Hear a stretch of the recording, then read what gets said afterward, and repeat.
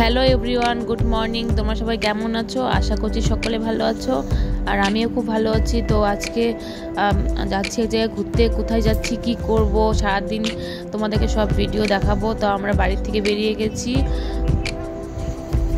তোমরা হয়তো ভাবছো কোথায় যাচ্ছি বা নদী দেখা যাচ্ছে কেন। তো আজকে যাচ্ছি দিদিবাড়িতে, কারণ দিদিবাড়িতে আছে কালী পুজো।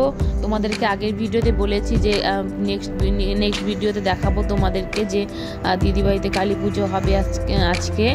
তো যাওয়ার রাস্তা অনেক আছে, ট্রেনে যাওয়া যায়, বাসে যাওয়া যায়, টোটোতেও যাওয়া যায়, বাইকেও যাওয়া যায়। তো দাদা অর্ধেক দিয়ে গেছে বাইকে করে, আর এখানে নৌকোটা পার হলেই একটু যেতে হবে, তারপরে দিদিবাড়ি। তো নৌকো দিয়ে চলে এসেছি, কারণ আমার ছেলে কখনো নৌকোতে উঠেনি। তো নৌকোতে ওঠার খুব শখ ছিল, তো ওকে তুলে নিয়ে এলাম, ভাবলাম এদিক দিয়ে আসি আজকে। তো তারপর টোটোতে উঠে বাড়ি চলে এসেছি বাড়িতে। তারপর বাড়িতে আসার পর ভিডিও বানানো হয়নি, কারণ খুব ব্যস্ত ছিলাম, পুজো ছিল বাড়িতে। তো বুঝতেই পারছো, সবাই এসে দেখি সবাই সবজি কাটছে, আর এখানে আমার দিদি সব কিছু রেডি করছে।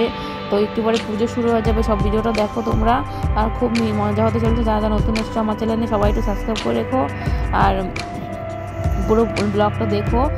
আর এই দেখো, মা চলে এসছে বাড়িতে।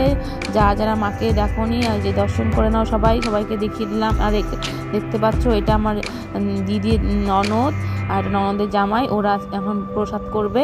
তো ঠাকুরকে বলছে আমার দিদি, আর ঠাকুর চলে এসছে বাড়িতে।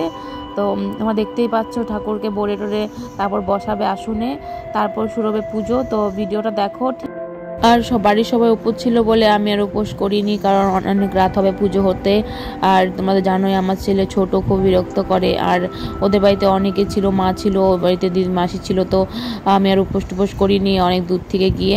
আর এখানে পুজোতে বসে পড়েছে, দেখতে পাচ্ছ। এখানে মায়ের কাজ হচ্ছে, সব করে নিচ্ছে, ব্রাহ্মণ বসে গেছে। আর যারা এখানে ছিল সবাইকে অঞ্জলি দিয়ে বাস আমি বসে পড়েছি একটু প্রসাদ নিতে। রাত তখন 2টো বাজে, আর খেতে ইচ্ছে করছিল না, বাস কী করবো, খেতে তো হবে। তারপর 2.5 দিন পর আমি আর আসিনি, দিদি আসতে যায়নি, দিদি কারণ আমার সঙ্গে বাড়িতে আসবে বলে। আর এখানে মায়ের বিসর্জন হবে বলে আমাকে রেখে দিয়েছিল, বিসর্জন হওয়ার দিন। আর দেখো মাসি এখানে ঠাকুরকে সব বলছে টলছে, কারণ এখন বিসর্জন হবে। আর বিসর্জনে আমিও যাব, গিয়ে ঠাকুর বিসর্জন করে আসবো। আর দেখতে পাচ্ছি আমার জিজু আর মেসো মিলে মাথায় নিয়ে দিয়েছে, এখন আমরা যাচ্ছি সবাই মিলে। আর জানো তো, খুব মজা হচ্ছিল, সেদিন খুব গরম ছিল। আর হেঁটে নদীর পাড়ে যাচ্ছিলাম, কারণ নদীর পাড়ে খুব হাওয়া ছিল। আর সবাই মিলে এত মজা করেছি, কি বলবো। তো এখানে চলে এসেছি, আর এখানে শেষ পর্যন্ত ভিডিওটা দেখার জন্য ধন্যবাদ।